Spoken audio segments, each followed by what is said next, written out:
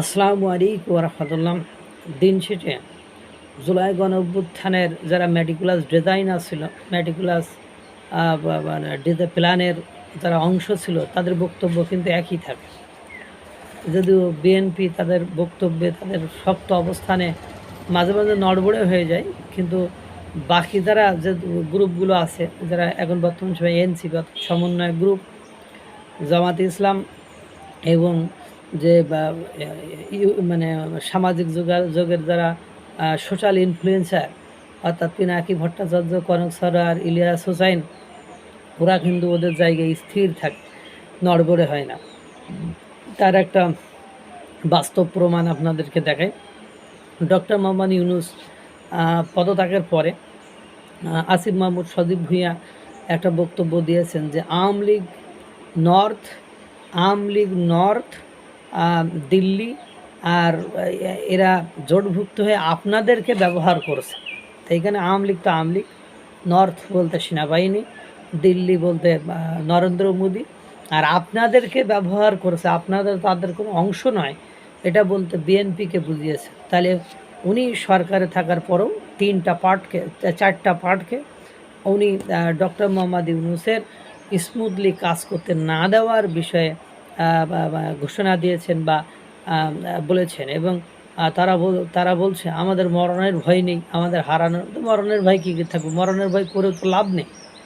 কারণ যে কোনো সময় এই ক্ষমতায় যতদিন থাকবেন ততদিন আপনার আদর, এই ক্ষমতা থেকে চলে যাওয়ার পরে নাইদের অবস্থা তো আপনারা দেখেছেন। নাইদ এখন জনসম্মুখে যেতেই পারে না। আমরা ক্ষমতা ছাড়ার পরে তাকে একবার শুধু বরিশালে যেতে দেখেছি, সেই বরিশালে যে গেছে, যে সেখানে অবরুদ্ধ হয়ে গিয়েছিল, এরপরে আর ওইভাবে আমরা কোথাও তাকে যেতে দেখিনি। সেটা দেখেই তো আপনি আসিফ মাহমুদ সজীব ভাইয়া বুঝছেন। এখন ক্ষমতার কেন্দ্রবিন্দু থাকার পরেও আপনাদের নিয়ে যে জুতার স্লোগান হয়, আপনাদের যে ব্যাং হয়, আপনাদের যে বোতল মারে, এটা দেখার পরে আর কি বোঝা যায় যে আপনাদের কপালে কি আছে, আপনাদের হারানো। আর এরপরে সাংবাদিক ইলিয়াস সে তো বলেই দিয়েছে যে ছাত্র উপদেষ্টা তোরা যে 100 কোটি টাকা কামাই করবি, তা রাখবি কোথায়, সে জ্ঞানও তো তোদের নেই।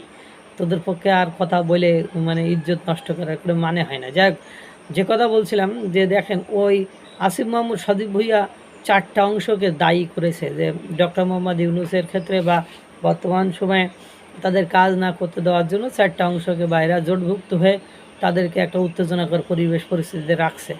ঠিকই এদেরই উস্তাদ, এদেরই বা মানে যাদের বুদ্ধিতে এরা চলে, তার বক্তব্য আপনারা শুনবেন পিনাকি ভট্টাচার্যের কালকে ইউটিউব চ্যানেলে দেখবেন। উনিও এই চারটা অংশকে, অর্থাৎ আওয়ামী লীগ, সেনাপ্রধান ওয়াকারুজ্জামান, নরেন্দ্র মোদী অর্থাৎ দিল্লি বা ভারত, এবং বিএনপিকে দেখলাম উনি ওই একই কাঠগড়ায় দাঁড় করিয়ে ওনার মতামত দিলেন যে এরাই দেশের অশান্তি সৃষ্টি করেছে, এরাই দেশের নৈরাজ্যতা সৃষ্টি করতে, অরাজকতা সৃষ্টি করেছে।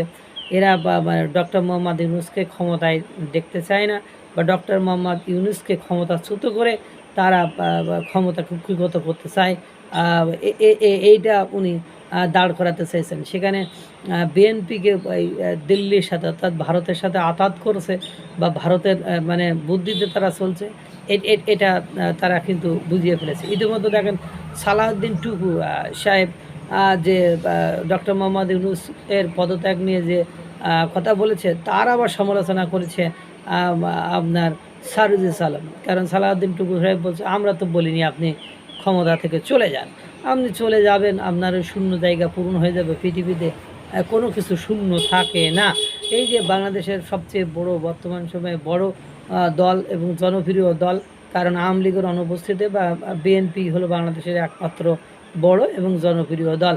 তাদের নেতারা যখন ডক্টর মোহাম্মদ ইউনূস চলে যাওয়ার পরেও চলে যেতে চাওয়ার পরও উদ্বেগ বা আবেগ প্রকাশ করে না, তাকে ধরে রাখার জন্য অত বেশি আগ্রহ দেখায় না, তখন আর কিছু বুঝতে বাকি থাকে। এখন তোমরা তাদেরকে সব জায়গায় অবহেলা করবা, তাদেরকে বিপরীতমুখী অবস্থানে দাঁড় করাবা, আর তোমরা তো বিএনপির সাপোর্ট পাবা, সেই দিন হয়তো বা শেষ হয়ে গিয়েছে। আর জুলাই গণঅভ্যুত্থানে যারা মেটিকুলাস প্ল্যানার ডিজাইনার ছিল, এখন তারা আবার মানে সেনাবাহিনীর বিরুদ্ধে একটা শক্ত অবস্থান নিয়ে সেনাবাহিনীকে দেশের শত্রু বা সেনাবাহিনীকে নাস্তানাবুদ করার একটা প্ল্যান প্রোগ্রাম করেছিল ডক্টর মোহাম্মদ ইউনূসের পদত্যাগের বিষয়টি, কিন্তু সেটা আর ওই পিনাকি ভট্টাচার্যের কোনো কথাই দীর্ঘ 5-6 মাস কোনো কাজ হয়নি, বা তার বক্তব্যে এদেশে আর কেউ প্রভাব ফেলাতে পারেনি। আর আগে যে ভয়টা দেখিয়ে তারা কাজগুলো সিদ্ধি করতো বা উদ্ধার করতো, সেগুলো একেবারে সেগুলোর মুখে একেবারে কষ্টে মেরে দিয়েছে সেনাবাহিনী। তারা ইচ্ছা করলেও এখন আর মব ভায়োলেন্স করতে পারবে না।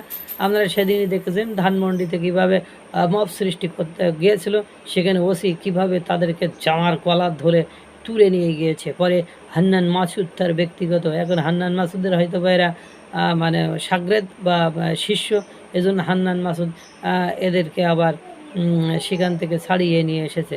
সব কিছু মিলায় কী বুঝলাম, কী বুঝলেন, সেটা হয়তো বা আপনারা বুঝতে পেরেছেন। আল্লাহ তাআলা সকলকে ভালো রাখুক, সুস্থ রাখুক। আসসালামু আলাইকুম ওয়া রাহমাতুল্লাহ।